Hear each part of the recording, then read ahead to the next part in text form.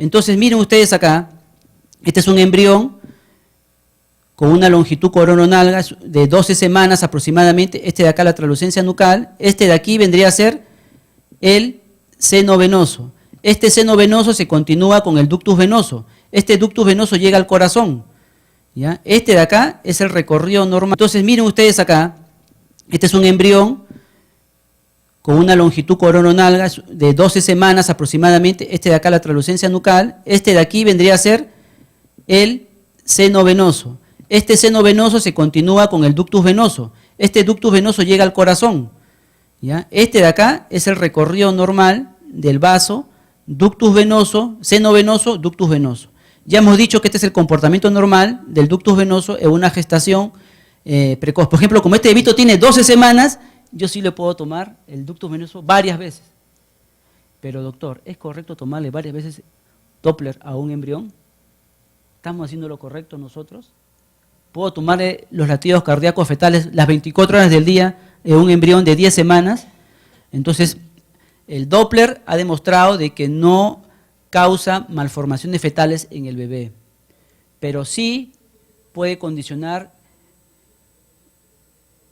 un desvío de las células que, por ejemplo, van a formar el cerebelo. Si escojo el camino A o escojo el camino B. El camino A, para formar el cerebelo, lo escogen el 99% de las células, pero con el Doppler se dice que se desvían un poco esas células, pero llegan al mismo punto, llegan a formar el cerebelo y no causa malformación.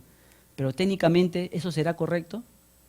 Entonces faltan estudios al respecto, por eso es que nosotros cuando hacemos Doppler tenemos que ser puntuales y no abusar de ellos, ¿no? Estos son tomas puntuales. Entonces, el ductus venoso, su comportamiento se transforma como si fuese un huracán. Este es el primer huracán que pasó por la costa del Pacífico de México, porque por lo general los huracanes pasan por la costa del Atlántico, ¿no? O sea, los huracanes que pasan por el Golfo de México pasan por Cuba, Puerto Rico, el huracán Katrina, ¿no? Llegan hasta la Florida, llegan hasta los Estados Unidos. Pero este es un huracán que ha pasado por la costa Pacífico de México, entonces es un huracán que tiene una trayectoria diferente. ¿Por qué? Porque el ductus venoso se comporta como un huracán. ¿Qué cosa quiere decir eso? Que el ductus venoso recorre en forma sinuosa, no se va en forma recta, recorre en forma sinuosa como un huracán, avanza así, avanza a gran velocidad y en forma circular. Así avanza el ductus venoso. Una vez que el ductus venoso, la sangre cuando llega de la vena umbilical pasa al seno venoso. El 30% del contenido de ese seno venoso pasa al ductus venoso. Así hemos quedado. Ahí entra bruscamente, por el fenómeno de Venturi, de un espacio grande a un espacio chico, el flujo sanguíneo agarra mayor velocidad. Y eso se explica. Ustedes que a veces estamos nosotros en provincias, estamos caminando por la Plaza de Armas, y cuando caminamos por la Plaza de Armas, entramos a un callejón y de repente tenemos frío y corre el viento, ¿no? Entramos a una calle estrecha y corre el viento. ¿Pero por qué corre el viento si cuando estaba en la Plaza de Armas a campo abierto no corría viento? Ese se llama el fenómeno de Venturi. Y ese fenómeno de Venturi se explica así.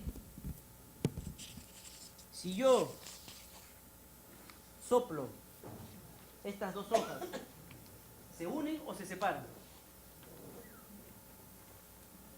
Pues amigos, ocurre lo siguiente. Se unen. Miren, ¿eh? Si yo soplo, se unen. Miren de nuevo. Se unen. Eso se llama fenómeno de Venturi. Ese mismo fenómeno de Venturi lo pasamos nosotros cuando pasamos de la Plaza de Armas a un callejón, donde comienza a correr el viento. Agarra mayor velocidad y eso hace que los aviones, por ejemplo, se eleven. Ese es el fenómeno de Venturi. Ese mismo fenómeno de Venturi ocurre en el ductus venoso. El seno venoso, el flujo sanguíneo pasa al ductus venoso a una gran velocidad, porque el espacio de 1 milímetro es más estrecho. Entonces agarra mayor velocidad. Y no solamente agarra mayor velocidad, sino también hace el fenómeno de Reynolds, que vendría a ser ese aspecto huracanado.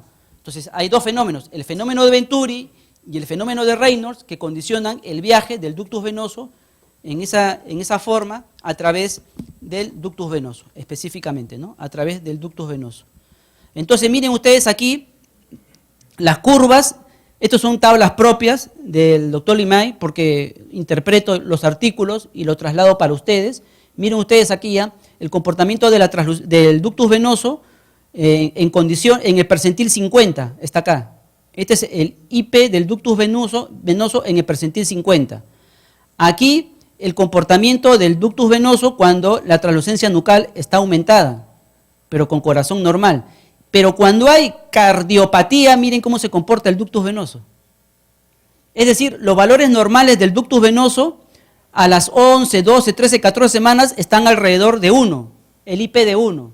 Cuando yo encuentro un IP de 1 es un ductus venoso normal. Pero si yo encuentro un IP de 1.5, 1.4, ese ductus venoso, ese IP, cuidado. Entonces puede ser que sea normal, pero también puede ser que sea anormal, depende del caso. Pero cuando yo encuentro un índice de pulsatilidad del ductus venoso de 2.4, de 2.2, de 2, de 1.8, de 1.6, es patológico ese ductus venoso, ese no es normal. Y cuando encuentro ese IP, muchas veces en este caso la onda A está invertida. Pero miren, aquí se ve claramente las diferencias, pero cuando yo quiero tomar el ductus venoso ya entre las 20 y las 40 semanas, este ductus venoso, mira, se homogeniza, se aplana. Aquí hay cambios radicales, bruscos, miren, conforme avanza la edad gestacional, pero conforme ya tiene más de 20 semanas, hay un aplanamiento, una meseta, una disminución del índice de pulsatilidad lento, como hemos visto en las fotos. Entonces, este de aquí es una publicación hecha en el 2010, publicada en el Journal Ultrasound of Medicine, ¿no? Entonces, aquí está, miren, este de acá es el IP que yo le he maximizado, este de aquí es el mismo que este de acá, lo que pasa es que yo le he maximizado. Entonces, cuando encontramos un ductus venoso de 2.4, 2.2, ese bebito probablemente tenga una cardiopatía. Cuando encontramos un ductus venoso de 1, estamos hablando de índice de pulsatilidad, ese bebito probablemente esté completamente normal. Pero cuando encontramos un ductus venoso de 1.4, 1.6, hay que tomar en cuenta cada caso en particular, porque por lo general está asociado a las translucencias nucales aumentadas con fetos sanos. Miren, translucencias nucales aumentadas con fetos sanos, donde también el ductus venoso está un poquito aumentado, pero sin embargo el bebito es normal. Pero cuando es completamente patológico, cuando este IP del ductus venoso está por encima de 2. Tú encuentras un IP del ductus venoso por encima de 2, ese bebito es patológico aquí y en la China y en cualquier parte del Perú. Entonces, eso es importante. Entonces, es importante tener en cuenta que el ductus venoso anormal está presente en el 3% de los bebitos euploides. Miren, el ductus venoso anormal está presente en el 3% de los seres humanos normales. Miren, el 65% de los bebitos con trisomía par 21 tienen ductus venoso patológico. Quiere decir que hay un 35% que tiene ductus venoso normal y son Down.